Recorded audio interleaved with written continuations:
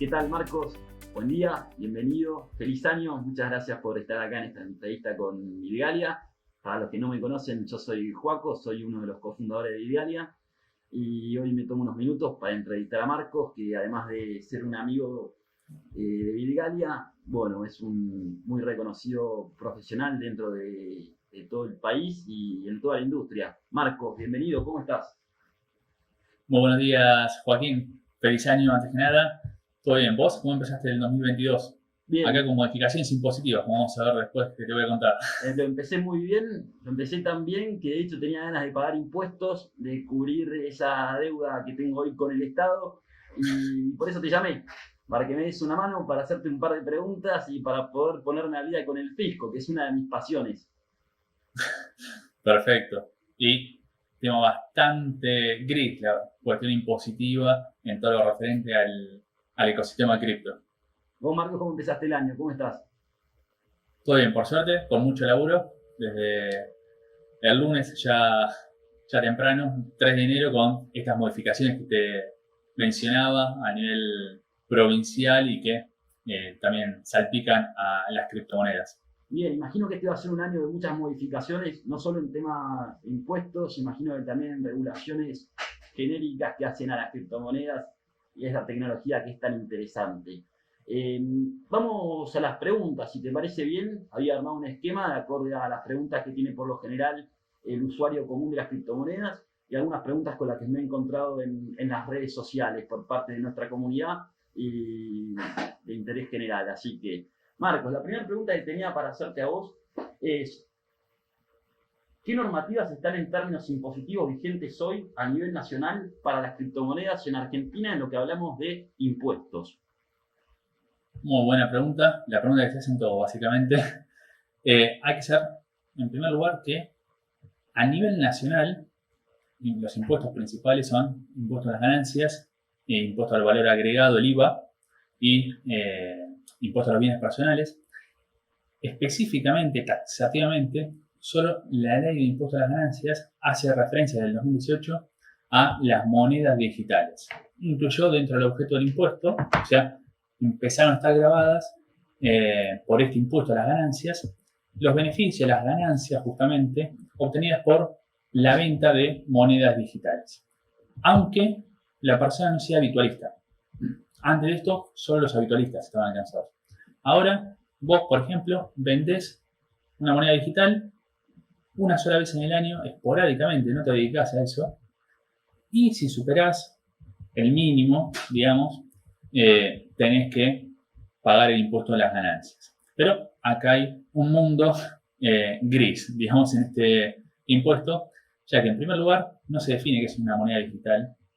Hay discusiones en la doctrina a ver si se incluye solo a Bitcoin, Ether y demás monedas virtuales o a cualquier tipo de criptoactivo, que no sería lo correcto, como si a nivel subnacional, después te voy a contar, hay una definición de moneda digital, pero en mi opinión y en la de muchos es bastante pobre la definición. Pero no nos vayamos del impuesto a las ganancias. Impuesto a las ganancias, entonces dijimos que si vos vendés una sola vez esporádicamente en el año moneda digital, obtenés una ganancia, vos tenés que ver si superás el mínimo. Para hacerlo sencillo, vos haces el precio de venta menos el costo y esa ganancia neta, entre comillas, que tenés que ver si supera el mínimo. Para el año pasado, para el 2021, eran alrededor de 167.000 pesos. A partir de este año son 252.000 pesos. Si superás esa barrera, ahí tendrías que pagar el impuesto. Vamos a suponer que vos vendés una moneda digital y ganaste la diferencia entre el precio de venta y compra. En el año ganaste 100.000 pesos. No tenés que hacer nada porque no superaste el mínimo. ¿Sí? No es que pagás impuestos, porque no te da impuesto determinado. ¿Ya? Ahí te puedes quedar tranquilo que no tenés que cumplir, no tenés que presentar la declaración jurada, no tenés que pagar impuestos ni nada por el estilo. ¿Sí? Dejando de lado el impuesto a las ganancias, vos tenés también el impuesto al IVA, el valor agregado que te mencionaba, ahí no tenés que pagar. Y si bien la ley no especifica nada en concreto, no habla específicamente de las monedas digitales ni ningún tipo de criptoactivo, el consenso acá sí hay un consenso casi unánime de la doctrina, es que por la venta de moneda digital, a título personal, una moneda digital que es tuya, vos la vendés, no pagás el IVA, ¿sí? Por más que seas habitualista. Y después tenés el impuesto a los bienes personales, que ahí sí hay una discusión en la doctrina, hay dos bibliotecas encontradas, aquellos que opinan que, por ejemplo, la tenencia de Bitcoin está grabada en bienes personales y otros que opinan que no lo está. Los que opinan que no lo está, con la cual coincide en el caso de Bitcoin, es porque lo clasifican, digamos, como un activo intangible. Es un activo intangible, los activos intangibles están exentos en bienes personales. Pero en la vereda de enfrente están aquellos más fiscalistas que opinan que Bitcoin, por ejemplo, es un activo financiero. Y si es un activo financiero, está grabado en bienes personales, ¿sí? Pero hoy en día la discusión continúa.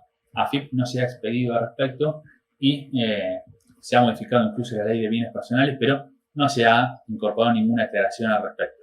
¿Sí? Bien, por ahí antes de seguir, Marcos, me gustaría, quiero hacerte un par de preguntas en lo que respecta a bienes personales, sobre todo cuáles son tus recomendaciones. Quiero hacer un recap para la audiencia. Entonces, si Joaco el año pasado hubiese comprado $100 de criptomonedas, tendría que pagar impuestos al momento de vender esos $100 para tomar ganancias. Es decir, que si yo compré $100 de cripto y vendí 120, debería hacer una cuenta para poder pagar el impuesto a las ganancias. ¿Es eso correcto? Sí, pero cuidado. Vos tenés que calcular, como bien decís, en este caso 120 menos 100, o sea, el precio de venta menos costo, y ahí tenés una diferencia, una ganancia neta, entre comillas. Pero si esa diferencia no supera el mínimo, no tenés que pagar, no tenés que hacer nada. Bien. Si supera el mínimo, sí. Hoy, 2022, ronda los 252.000 pesos. El año pasado eran 167.000. Va variando año a año.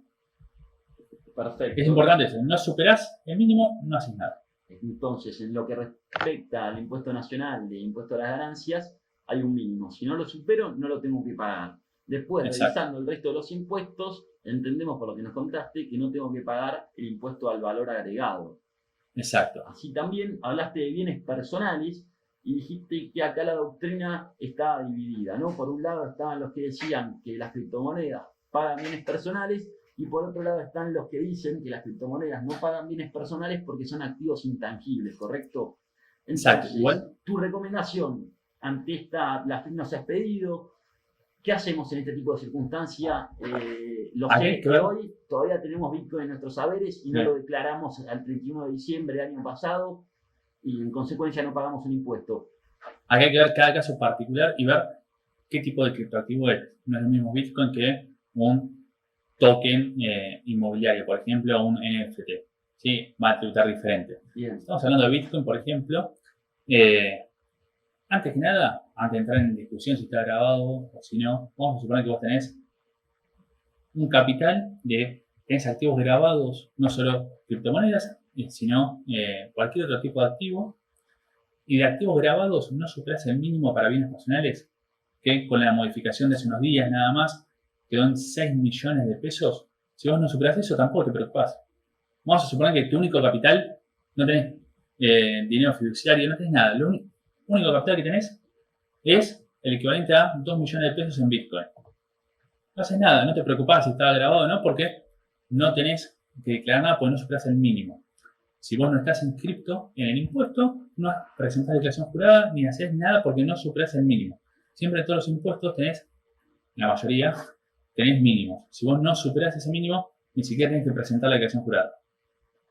Pero, como decía, hay que ver cada caso particular, incluso porque no es solo, vamos a suponer el caso de una persona X que tiene Bitcoin, sino que también puede tener dinero en efectivo, auto, casa. Hay que ver el conjunto de sus bienes, qué está grabado, qué no, y si todo supera el mínimo.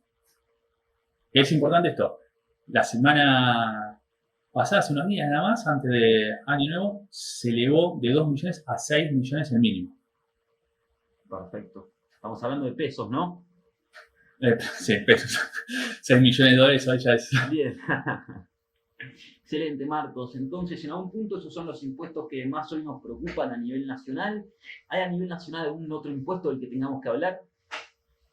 A nivel nacional, bueno, hizo mucho revuelo hace poco el impuesto al cheque, que es el impuesto a los débitos y créditos bancarios, que básicamente a través de una modificación del decreto 796, lo que se hizo fue excluir de determinadas exenciones, de la exención, perdón, de este impuesto al cheque a determinadas empresas que efectúan actividades relacionadas con compra, venta, intermediación de criptomonedas. ¿Okay? Pero a nivel nacional, además de esto que te estoy mencionando, no hay muchos otros impuestos. Puedes tener alguna normativa cambiaria y demás, pero impuestos, principalmente es el impuesto a las ganancias y bienes personales, que te puede afectar a cualquier persona de a pie, cualquier persona física. Y así por ahí en criollo, Marcos, ¿qué quiere decir esto del impuesto al cheque a este tipo de empresas?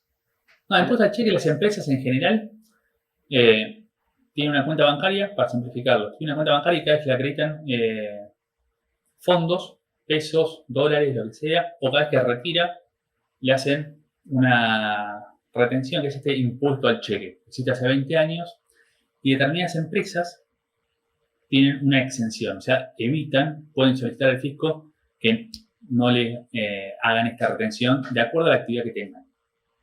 Lo que se hizo con la última modificación es que si tiene una actividad relacionada con criptomonedas, no puede acceder a ese beneficio, básicamente. Bien, perfecto. Marcos, en lo que respecta a impuestos provinciales, bueno, yo soy de la ciudad de Buenos Aires, vos sos de la provincia, creo que por ahora no hay ninguna regulación que nos alcance o que nos toque, pero en el resto de las provincias, ¿podemos hablar de alguna modificación a algún código tributario, de algún nuevo impuesto sobre alguna doble tributación? Y las provincias, bien decís, básicamente todas las provincias que van a querer cobrar ingresos brutos. Ingresos brutos, recordemos, en términos generales, es un impuesto que se paga cada vez que ejerces una actividad en forma habitual en una provincia. Con Capital Federal, en Provincia de Buenos Aires, por ejemplo, y siempre se paga por el total de la venta. Yo me dedico a vender muebles, vamos a suponer, vendo muebles por 10.000 pesos, pago ingresos brutos, vamos a suponer el 3% por el total, los 10.000 pesos, no me descuento el costo. ¿Sí? Lo que se hizo ahora es en determinadas provincias, primero Córdoba desde hace un año, desde hace unas semanas, también Tucumán, y ahora, hace días, horas, La Pampa. Esas tres provincias lo que hicieron fue determinar que pagas ingresos brutos por la venta de criptomonedas, pero no por la base general, o sea, por el total de la venta que te decía, por el precio total de la venta, sino que te permiten, Córdoba, Tucumán y La Pampa, descontar del precio de venta el costo, que es relativamente benévolo en ese sentido, ya que obviamente no pagás, vamos a suponer, el 4% sobre el total de la venta, sino vas a pagar sobre el spread, la diferencia entre el precio de venta y compra, ¿sí? Que es relativamente benévolo eso. Después hay otras inexactitudes quizás en la normativa, sobre todo en la de Córdoba y La Pampa, que definen a monedas digitales de una forma bastante pobre y incluyen dentro de este concepto a criptoactivos, criptomonedas, monedas virtuales, tokens en general, o sea, meten a todo lo que suena a blockchain adentro de la misma bolsa y lo tratan de la misma forma cuando no es lo mismo Bitcoin que un NFT de un dibujito o un casco como el de Virgalia. Bien, perfecto, Marcos. Para profundizar un poco en los impuestos provinciales, en el caso de Córdoba, acá leyendo un poco Twitter, veo que se pagan ingresos brutos también sobre los pagos que se hagan en criptomonedas. Sí, en Córdoba, aparte de establecer a principios del año pasado, 2021, esta base imponible diferencial por la actividad de compra-venta de criptomonedas, también se empezaron a grabar. Por un lado, la prestación de servicios relacionados con criptomonedas, sin importar la habitualidad, que eso fue lo muy criticado, ya que en general, en términos generales, el ingreso bruto graba el ejercicio habitual de una actividad. Y además de esto, un detalle no menor es que también está grabado por ingresos brutos la venta de criptomonedas cuando estas criptomonedas fueron recibidas como cancelación del pago de un servicio o la venta de un bien. Ejemplo, vos tenés un negocio en Córdoba, una mueblería, para seguir con el ejemplo. Vendés muebles y pagás ingresos brutos forma normal, ¿sí? Por la venta de los muebles. Pero si el cliente te paga en criptomonedas, aparte de pagar ingresos brutos normal por la venta del mueble, después cuando esas criptomonedas que recibiste como cancelación del pago, las vendés para tener los pesos, ahí volvés a pagar ingresos brutos a la alícuota del 0,25%. O sea, hay que tener en cuenta en Córdoba, corrige esto nada más, este detalle. ¿Sí? Un comerciante que acepta criptomonedas en Córdoba, si la alícuota que paga ingresos brutos es del 4%, bueno, si recibe criptomonedas, por eso va a pagar además un 0,25% más cuando las venda. Ese es un detalle no menor. Excelente, Marcos. Muchas gracias por el dato. Entonces, haciendo un recap, podemos entender que los impuestos con los que se relacionan las criptomonedas a nivel nacional tienen que ver con el impuesto a las ganancias y podría ser que en algún que otro caso con bienes personales. Ahora, si nos dirigimos a las provincias, nos encontramos con que hace poquito en La Pampa, en Tucumán hace algunos meses y ya hace un año en Córdoba, hubieron modificaciones significativas con lo que tienen que ver con ingresos brutos, ¿correcto? Y en el caso de Córdoba incluso también se están tarifando los pagos que reciban los comerciantes en este tipo de monedas. Ahora, yo quería preguntarte, porque naturalmente antes de conocerte a vos y de que me ilumines con todo tu talento y toda tu expertise, me había mal asesorado o me había encontrado con que distintos profesionales recomendaban a muchos usuarios de criptomonedas que paguemos un monotributo por sobre las criptomonedas que compremos o que gestionemos mensualmente. No sé si se entiende la pregunta que te estoy haciendo o si alguna vez escuchaste o que esta recomendación sirva o que tenga sentido. Sí, lo que vos decís lo he escuchado, que por ahí recomiendan hacer un monotributo para justificar ingresos, básicamente, pero en realidad lo que dice la ley, la normativa, es que vamos a suponer que vendés criptomonedas. Yo te decía, superás el mínimo, ¿sí? En la venta deberías pagar impuesto a las ganancias. Algunos dicen, bueno, en vez de pagar impuesto a las ganancias, incluye esa ganancia dentro del monotributo. Así no tengo que andar presentando la declaración jurada y pagando ganancias. Bueno, la ley no te permite incluir esa ganancia dentro del monotributo. O sea, no podés ser monotributista por la venta de criptomonedas. Ojo, vos podés ser monotributista por tu actividad, sos abogado, contador, lo que fuese, sos monotributista. Si paralelamente vendés criptomonedas, en forma paralela presentás el impuesto a las ganancias. ¿Sí? No es que no podés ser monotributista por nada. No, podés ser monotributista por el negocio que tengas o lo que sea, pero en forma paralela pagás el impuesto a las ganancias por la venta de criptomonedas, llegado el caso. Eso es lo que dice la normativa, digamos. Entonces, Marcos, esta práctica no es recomendable, no es correcta. Exacto. Hay que analizar siempre cada caso particular, pero en principio no podés incluir la ganancia por la venta de criptomonedas dentro del monotributo, del régimen simplificado. Bien, perfecto. Muchas gracias. Hay un concepto que me queda dando vueltas en la cabeza, que no recuerdo dónde fue que lo vi, pero que tiene que ver con el concepto de fuente extranjera, fuente local. ¿Qué me contás de eso? El inconveniente de la ley de ganancias. Viene? ¿Quién lo dijo? ¿Cuándo aplica? La ley de ganancias, básicamente, de la reforma del 2018, lo que nos dice es, para hacerlo bien simple, si va a liquidar diferente el impuesto en el caso de la venta de monedas digitales, de acuerdo si la fuente de la ganancia es argentina o extranjera.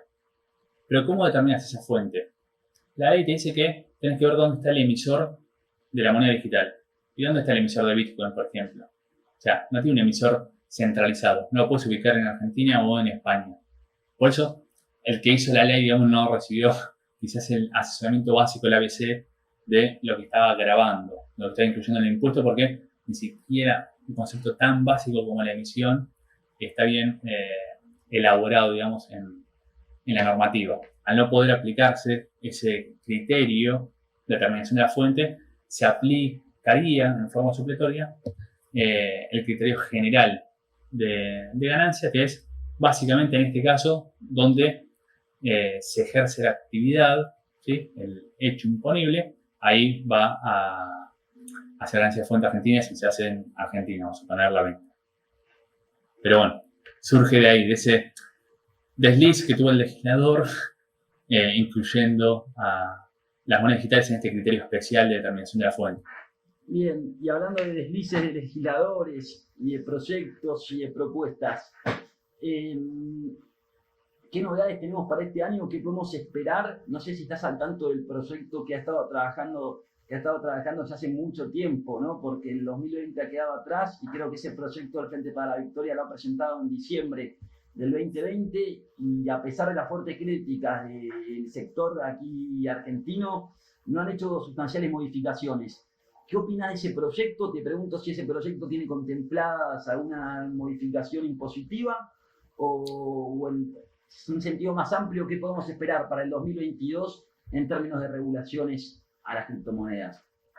Sí, el proyecto decís, vos se presentó a fines del 2020, fue muy criticado porque no tenía mucho sentido, tenía errores conceptuales y el mismo proyecto confesaba, digamos, que había sido tomado como modelo un trabajo estudiantil de estudiantes universitarios en el Congreso. Se tomó eso mismo, básicamente, literal, y se hizo una ley muy poco serio, dejando de lado el trabajo quizás bueno académicamente que hayan hecho los estudiantes en la universidad, obviamente. Esto es más criticable los legisladores, que tomaron como modelo ese proyecto en vez de trabajar y de asesorarse correctamente. Supuestamente, durante el 2021 también estos legisladores, en base a las críticas que recibieron, están trabajando en modificar, mejorar ese proyecto y presentarlo quizás en las próximas semanas o meses, no se sabe cuándo, pero seguramente va a haber alguna ley que regule, quizás no la parte impositiva, sino, por ejemplo, esperemos que no, pero uno de los rumores es que haya que solicitar licencias para que un exchange, por ejemplo, opere con criptomonedas. Digo, esperemos que no, porque hay que ver bien cómo se instrumenta. En otros países, por ejemplo, se ha instrumentado algo similar y eso conlleva mucha corrupción, básicamente, ya que hay que siempre llegar a un arreglo con el regulador de turno, con todas las trabas burocráticas que eso puede representar. Los pagos facilitadores, ¿no? Exacto. Pues ojalá que no se, a través de una normativa, no se pongan palos en la rueda del ecosistema, que es bastante fructífero en Argentina, y se ayude justamente al desarrollo del ecosistema y a dar seguridad jurídica a los inversores que quisieran invertir, tanto locales como extranjeros, que quisieran traer el dinero a la Argentina e invertir en desarrollar el ecosistema, ¿sí? Que ya sabemos que es bastante fructífero y muchas empresas reconocidas internacionalmente surgieron de Argentina.